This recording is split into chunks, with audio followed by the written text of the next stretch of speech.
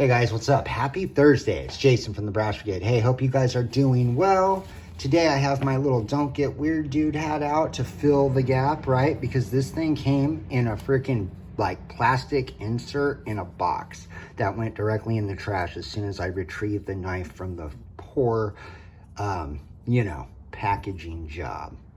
But for 65 bucks, who can complain, right? 154 cm, flat grind, bearings. This thing's done pretty well, right? This is the mini Sheepdog. This is the one with the without the flipper tab. Actually really like this one. Not a fan of the one with the flipper tab though. Yeah, for 65 bucks, this knife is done pretty well. And I am going to score this thing with you guys today to go over, why I picked what I picked on our four, categories of scoring that we do here at the Brass Brigade. So anyways, knife cost me 65 bucks, came in some cheesy plastic thing that got huffed in the trash. Don't get weird, dude. Anyways, so at the Brass Brigade, I have a 40-point scoring system. Whoa, wait, hold on. Let's do like this today.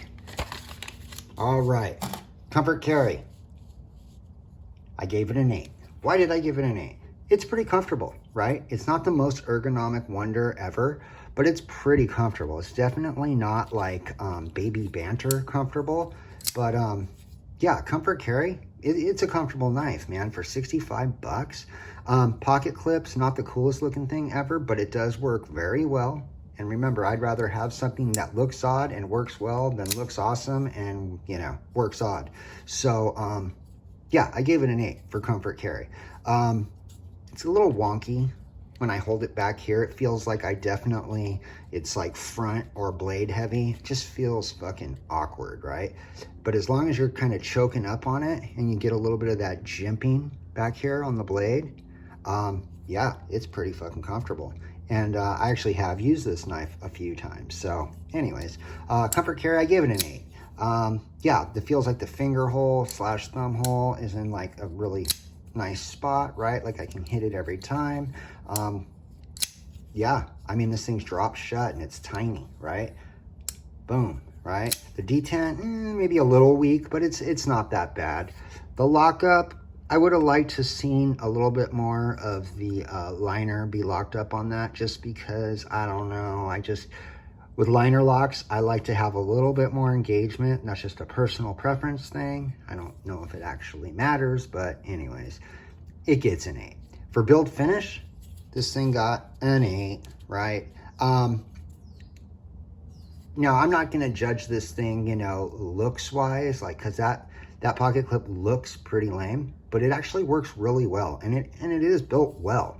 So, yeah. Blade's done really well, flat grind, 154 cm bearings. We already talked about that. Has nice access to the liner lock, right? I don't miss it. I don't have issues getting to it. But here's one thing that I watched a couple other reviewers give it some like pretty high marks on how well the micarta is done. And I just don't feel the same as they do. It just sort of looks kind of rough around all the edges. Yeah, it just really does. Like I actually looked at a QSP Penguin micarta version, and that's like a $30 knife. And the micarta on that, I feel, is done much better than on this one. But other than that one little nitpick, I really do like the way they do their black wash, right, at Kizer. The hardware, the pocket clip, everything matches really nice, has really good action. Yeah, all in all, the build finish is great. So an 8 by no means is a bad score.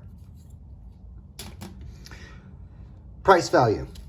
So for price value, I gave it a 10. It was 65 bucks shipped, right? Shipped. That is pretty freaking good, right? 154 cm, bearings, right? 65 bucks? Yeah. I gave it a 10. That's hard to beat.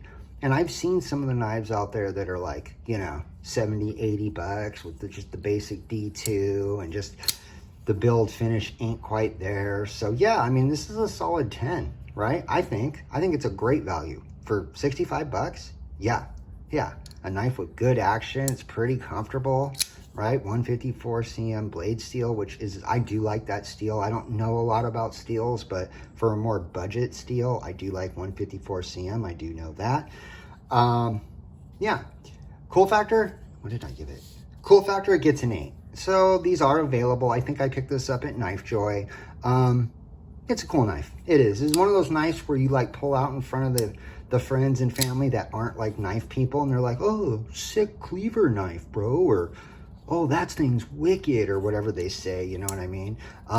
So yeah, like, you know, you show this to someone that's not like us, not like knife nuts or whatever, you know, people that collect. Yeah, they're gonna think it's pretty cool, but you show it to someone like me or you, and it's like, it's cool, you know, it's all right, but it ain't that cool. So I gave it an 8, which is a great score, actually. 8's not bad. 7's like good. Once you start hitting below 7, it's like, not too chill, right?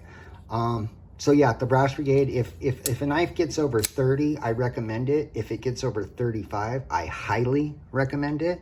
And this knife got a total of 34. So yeah, I recommend it. I'm not gonna like tell you to break your back to try to find one, but if you're looking for a smaller knife, right, a little more budget friendly, something to maybe buy like the friends and family for Christmas that's around the corner, dude, this would be a nice little stocking